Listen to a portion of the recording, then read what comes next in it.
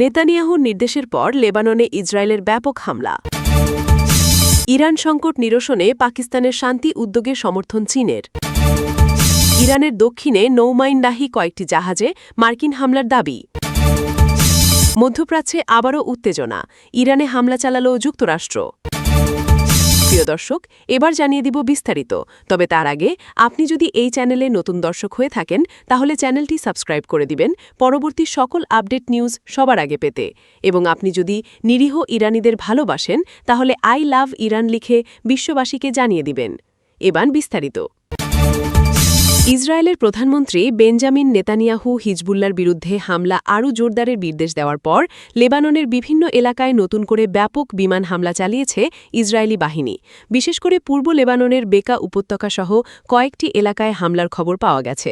এতে মধ্যপ্রাচ্যের চলমান উত্তেজনা আরও বেড়েছে। খবর বিবিসির। ইসরায়েলি সামরিক বাহিনী জানিয়েছে তারা বেকা উপত্যকায় হিজবুল্লার বিভিন্ন অবস্থান লক্ষ্য করে হামলা চালিয়েছে। সোমবার রাতে দেওয়া এক ভিডিও বার্তায় নেতানিয়াহু বলেন, ইসরায়েল হিজবুল্লার সঙ্গে যুদ্ধে রয়েছে এবং সেনাবাহিনীকে তিনি আরও শক্তিশালী হামলার নির্দেশ দিয়েছেন। এর আগে চলতি মাসের শুরুতে লেবানন ও ইসরায়েলের মধ্যে ৪৫ দিনের যুদ্ধবিরতি বাড়ানোর বিষয়ে সমঝোতা হয়েছিল। তবে যুদ্ধবিরতির মধ্যেও সীমান্ত এলাকায় ছোটখাটো সংঘর্ষ চলছিল।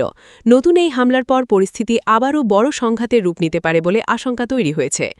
নেতানিয়াহু দাবি করেন, হিজবুল্লার বিরুদ্ধে অভিযানে ইসরায়েল ইতোমধ্যে ৬০০ জনেরও বেশি যোদ্ধাকে হত্যা করেছেন। তিনি বলেন, এখন হামলার তীব্রতা আরও বাড়ানো হবে। গত এপ্রিলের যুদ্ধবিরতির পর থেকে ইসরায়েলের হামলা মূলত দক্ষিণ লেবাননে সীমাবদ্ধ ছিল। তবে এবার পূর্ব লেবাননের বেকা উপত্যকাতেও হামলা চালানো হয়েছে। ইসরায়েলের দাবি, এসব এলাকা থেকে তাদের উপর রকেট ও ড্রোন হামলা চালানো হয়েছিল। এদিকে ইরান বলেছে, আঞ্চলিক শান্তি প্রতিষ্ঠার জন্য সব ফ্রন্টে যুদ্ধবিরতি প্রয়োজন। তবে হিজবুল্লার বিরুদ্ধে অভিযান বন্ধে শুরু থেকেই আপত্তি জানিয়ে আসছে ইসরায়েল। লেবাননের স্বাস্থ্য মন্ত্রণালয়ের তথ্য অনুযায়ী চলমান সংঘাতে দেশটিতে ৩,০০০-এরও বেশি মানুষ নিহত হয়েছেন।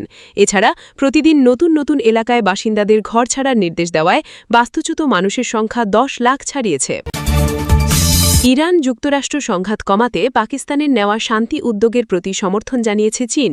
একই সঙ্গে পাকিস্তানের সঙ্গে অটুট সম্পর্ক বজায় রাখার অঙ্গীকার পুনর্ব্যক্ত করেছেন চীনের প্রেসিডেন্ট শি জিনপিং। খবর আরব নিউজের।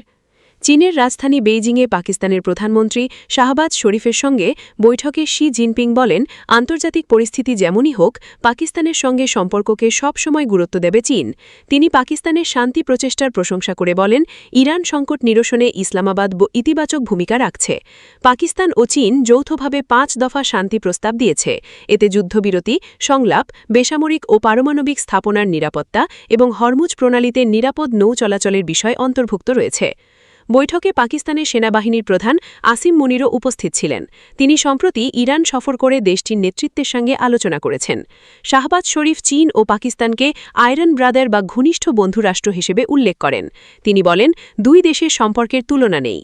চীনে ৪ দিনের সফরে থাকা শাহবাজ শরীফের উপস্থিতিতে দুই দেশের মধ্যে বাণিজ্য, কৃষি, জলবায়ু, শিক্ষা, প্রযুক্তি ও জ্বালানি খাতে বেশ কয়েকটি চুক্তি ও সমঝোতা স্মারক সই হয়েছে।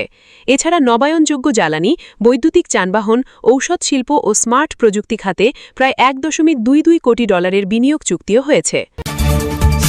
যুক্তরাষ্ট্র জানিয়েছে, ইরানের দক্ষিণাঞ্চলে নৌমাইন বসানোর কাজে ব্যবহৃত কয়েকটি জাহাজ ও মিসাইল উৎক্ষেপণ কেন্দ্র লক্ষ্য করে হামলা চালানো হয়েছে। খবর আল জাজিরার। মার্কিন সামরিক বাহিনীর দাবি, এসব জাহাজ পারস্য উপসাগর ও হরমুজ প্রণালীতে নৌ চলাচলের জন্য হুমকি তৈরি করছিল। তাই আত্মরক্ষামূলক পদক্ষেপ হিসেবে এই হামলা চালানো হয়েছে। এর আগে ইরানের দক্ষিণের গুরুত্বপূর্ণ বন্দর শহর বন্দর আব্বাসে বিস্ফোরণের খবর প্রকাশ করে দেশটির মাধ্যম। তবে হামলায় কী পরিমাণ ক্ষতিগ্রস্ত হয়েছে তা এখনও স্পষ্ট নয়। এই ঘটনার মধ্যেই কাতারে ইরান ও যুক্তরাষ্ট্রের মধ্যে যুদ্ধবিরতি ও উত্তেজনা কমানোর লক্ষ্যে আলোচনা চলছে। তবে আলোচনার পাশাপাশি সামরিক তৎপরতা অব্যাহত থাকায় মধ্যপ্রাচ্যের পরিস্থিতি আরও উত্তেজনাপূর্ণ হয়ে উঠেছে। বিশ্লেষকদের মতে, হরমুজ প্রণালীকে ঘিরে যে কোনো সামরিক সংঘাত আন্তর্জাতিক জ্বালানি সরবরাহ এবং বৈশ্বিক বাণিজ্যের ওপর বড় প্রভাব ফেলতে পারে। মধ্যপ্রাচ্যে ভূরাজনৈতিক উত্তেজনা আরও তীব্র রূপ নিয়েছে।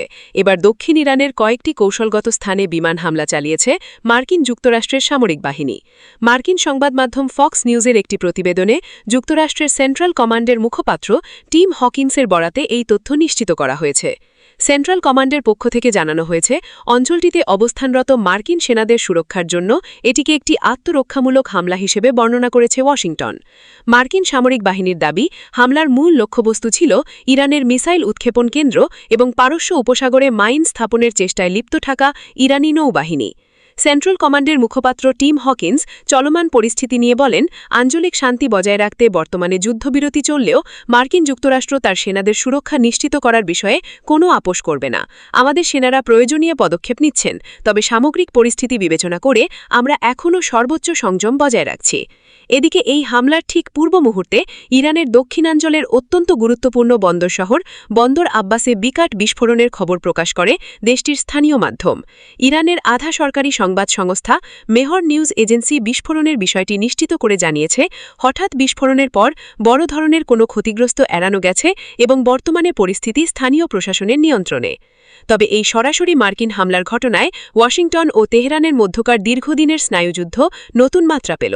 সামরিক বিশ্লেষকদের মতে, পারস্য উপসাগরীয় এই অঞ্চলে মার্কিন হামলার পর মধ্যপ্রাচ্যে নতুন করে বড় ধরনের সামরিক উত্তেজনা এবং সংঘাত ছড়িয়ে পড়ার গভীর আশঙ্কা দেখা দিয়েছে।